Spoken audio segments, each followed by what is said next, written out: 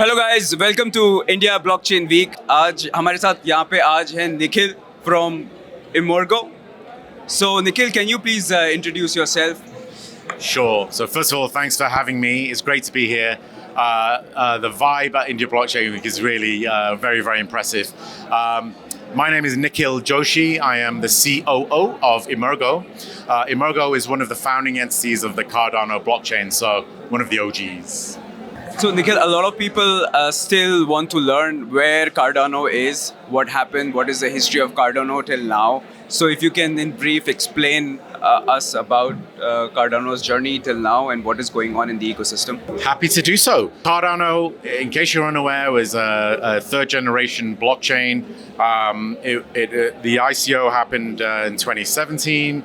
The currency attached to Cardano is called ADA, named after the mathematician Ada Lovelace. It's still a top 10 by market cap currency. So if you go and look at coin market cap, you'll find ADA in the top 10. It was established deliberately to be slightly more decentralized from the outset. So that meant that there were three founding entities. One was input-output group, or input IOHK, IOG, sometimes it's referred to.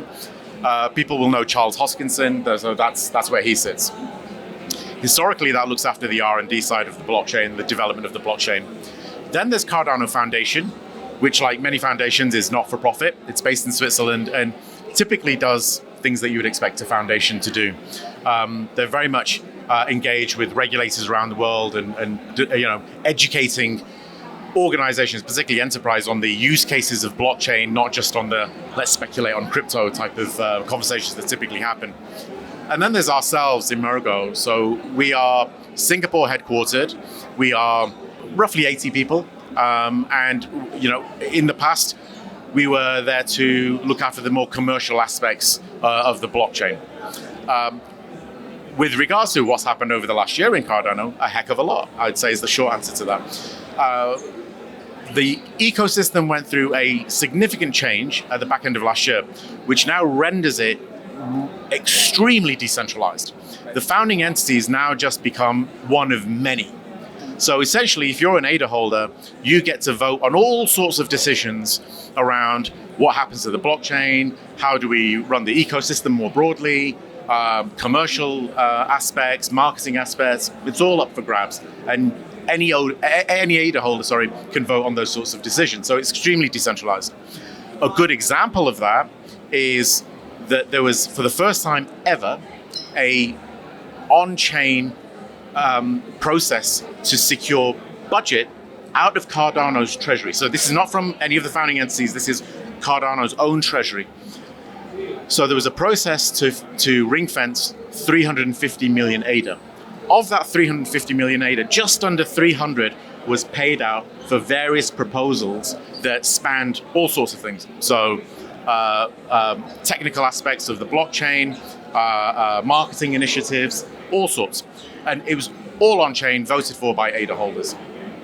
The first time that's happened. So that's a testament to how decentralized the ecosystem is, and what a strong community we have to get something like that over the line. Now, of course, it was the first time, so some of aspects of it were like pulling teeth at times, but we got there over the line in the end. So that's where we are. We're going to roll that process out again. People may also know that about 2 weeks ago, a bit of an incident happened where there was a risk of a partition in the chain. Within certainly half a day or so, that was taken care of by the founding entities coming together, members of the community, and long story short, nothing happened. Everything was fine. All user funds were still fine. And again, testament to how robust the chain is and how robust the ecosystem is. In 8 years of running, the chain has never been down, right? Not many other chains can say that, right? So that's where we are. Where going forward, we want to amplify our presence. That's a big reason we're here at India Blockchain Week. We ran a hackathon over this weekend. We had thousands of people apply for it. We whittled it down to just over 400 that came to a hotel just down the road. and gave away all sorts of prizes and whatnot. But again, I think testament to the interest in Cardano, testament to the quality of the talent pool in India that came from, interestingly, very few from Bangalore, a lot from outside Bangalore that came in just for this hackathon. Yeah, I would say something like 95% of the room, when I asked who's not from Bangalore, right, they put their hand up. Right. Talked about the partition. Can you tell us what happened exactly during that time? In short, you don't have to go. Yeah. So basically, an incident happened, and it meant that for a while there was a risk of there being two chains. One, let's call it the poison chain. But effectively, the technical experts within the founding entities, within the ecosystem, within the community, banded together. It was very, very slick, very cohesive, and basically made sure that the poison chain could not go any further, and the real one, should we call it, carried on moving forward. So, and as I say, no funds were lost as part during that. Right? There was a bit of a slowdown, but it did not stop.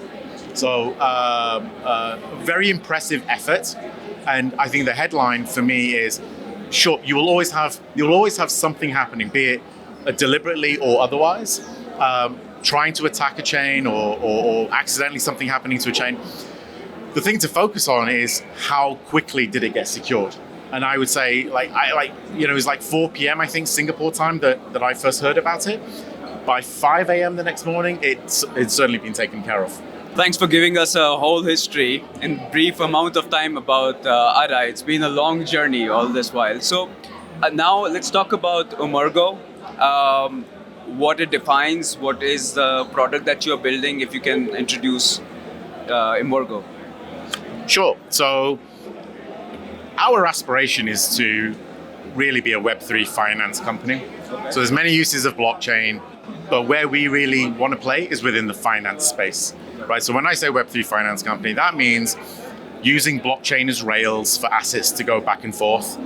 Equally, it means using crypto and non-crypto as a product that you can use for payments and settlement, borrow and lending, speculation and hedging. So if you were to think about a typical finance stack, a bank, for example, right? That is, that's where that's what their activity is. And so components of that is where we choose to play. We're very much interested and anchored in real world asset tokenization, right? And within that, because that's quite a broad umbrella expression, right? So where we have an interest is particularly within private credit. So you'll have players who are tokenizing listed debt, listed equity, right? But those rails kind of work okay today, right? So our view is that ultimately everything will be on blockchain. In the financial space, I mean, right? Listed debt, listed equity will get there. But the monetization of that is probably going to come later on down the line. For us, the monetization opportunity is closer with something that's a little more illiquid. And in this case, it's private credit. By definition, it's bilateral, it's opaque, it's a bit clunky. So you can digitize that, but tokenizing it puts the cherry on top, which means that you can do all the funky stuff that blockchain allows rather than just having it in a digitized format.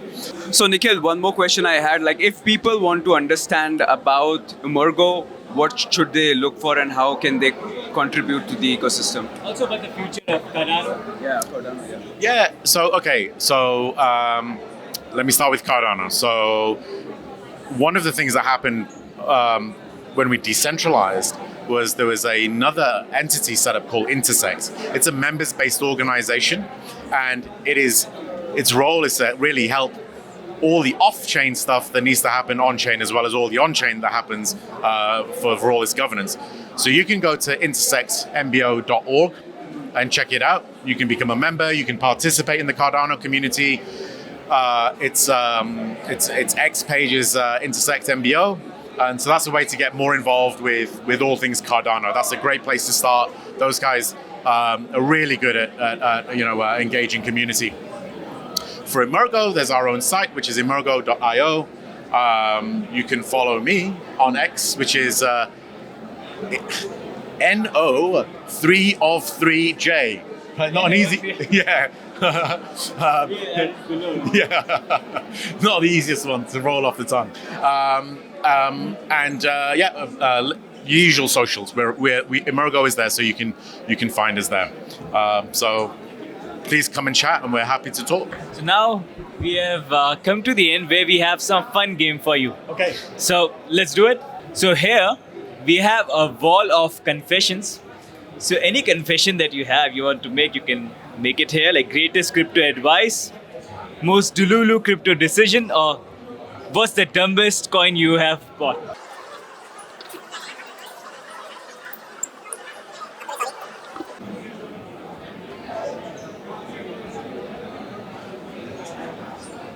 You want me to explain it? Don't lead with crypto. Yeah. What's that? 90+% of the world still don't know or care about blockchain and crypto. If you're trying to get to mass adoption, you just need the problem statements to be solved. In many cases, that means you don't lead with crypto. Yeah. You don't lead with the tech. You lead with how you're going to solve that problem and let the tech do its thing in the background.